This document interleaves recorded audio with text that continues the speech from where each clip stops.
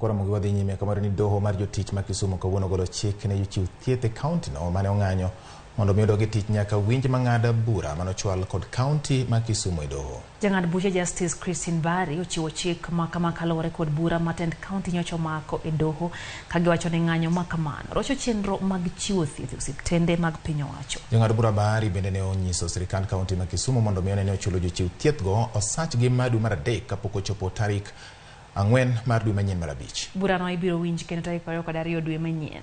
Kaonti ma Kisumu nodhi e doho juma mokalo kendo donjo ne riwruoge jotije 4. Interim a temporary order of injunction be and is hereby issued restraining the respondents and their members from continuing with the strike action that is said to have commenced on the 19th of April of 2023 and that they forthwith resume their duties until the application herein is heard and finally determined.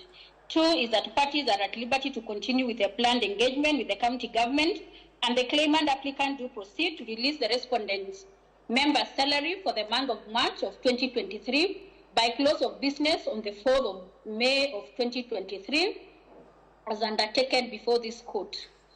Further orders before Justice Radido on the 22nd of May of 2023. Nyamburko duto kod ute ma itiyogo e ohand kuong' mapacho